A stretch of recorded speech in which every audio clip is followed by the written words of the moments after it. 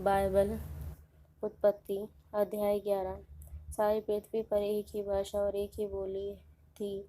उस समय लोग पूर्व की ओर चलते चलते शिनार देश में मैदान पाकर उसमें बस गए। तब वे आपस में कहने लगे, आओ हम ईंटें बना बना के भली भांति आग में पकाएं। और उन्होंने पत्थर के स्थान पर ईंट से और चूने के स्थान पर मिट्टी के गारे से काम लिया।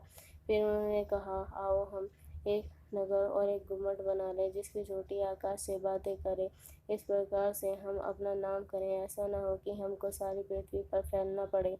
जब लोग नगर और गुम्मट बनाने लगे, तब उन्हें देखने के लिए यहोवा उतर आया। और यहोवा ने कहा, मैं क्या देखता हूँ कि सब एक ही दल के हैं, और उस भाषा भी उन सब की एक ही है। और उन्होंने ऐसा ही काम भी आरंभ किया। और अब जो कुछ वे करने को यत्न करेंगे, उनमें से कुछ भी उनके लिए अनहोना न होगा। इसलिए आओ हम उतर के उनकी भाषा में गड़बड़ी डालें, कि वे एक दूसरे की बोली को न समझ सकें। इस प्रकार यहोवा ने उनको वहाँ से सारी पृथ्वी के ऊपर फैला दिया, और उन्होंने उस नगर का बनाना छोड़ दिया। इस कारण उस नगर का नाम बेबीलोन पड़ा, क्योंकि सारी पृथ्वी की भाषा में जो गड़बड़ी है, वह यहोवा ने वहीं डाली। और वहीं से यहोवा ने मनुष्य को सारी पृथ्वी के ऊपर फैला दिया। शेम की वंशावली यह है कि जल प्रलय के 2 वर्ष पश्चात जब शेम 100 वर्ष का हुआ, तब उसने अरफक्षद को जन्म दिया। और अरफक्षद के जन्म के पश्चात शेम 500 वर्ष जीवित रहा, और उसके और भी बेटे बेटियां उत्पन्न हुए। जब अरफक्षद 35 वर्ष का हुआ, तब उसने शेलह का जन्म दिया। और शेलह के जन्म के पश्चात अरफक्षद 430 वर्ष और जीवित रहा, और उसके और भी बेटे बेटियां उत्पन्न हुए।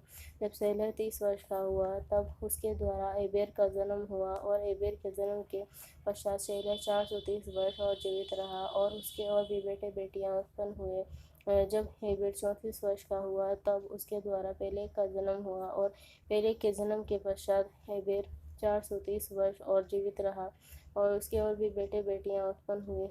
जब पेलेग 30 वर्ष का हुआ, तब उसके द्वारा रू का जन्म हुआ। और रू के जन्म के पश्चात पेलेग 209 वर्ष और जीवित रहा, और उसके और भी बेटे बेटियां उत्पन्न हुए।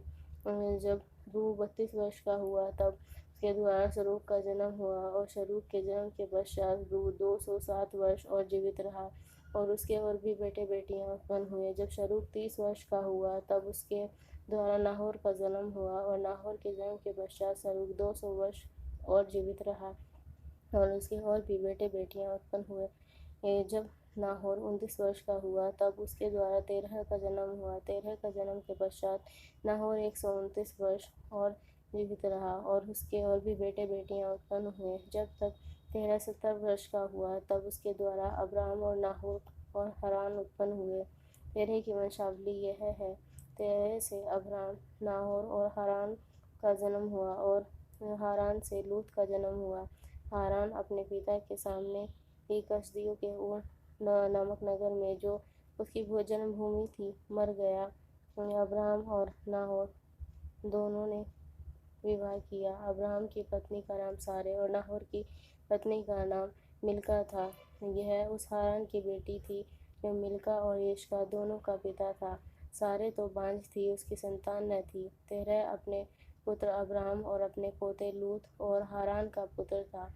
और अपनी बहू सारे, जो उसके पुत्र अब्राहम की पत्नी थी, इन सबों को लेकर कसदियों के ऊर नगर से निकल कनान देश को जाने चला।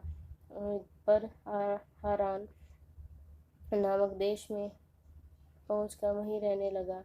जब तेरह 205 वर्ष का हुआ, तब वह हारान देश में मर गया।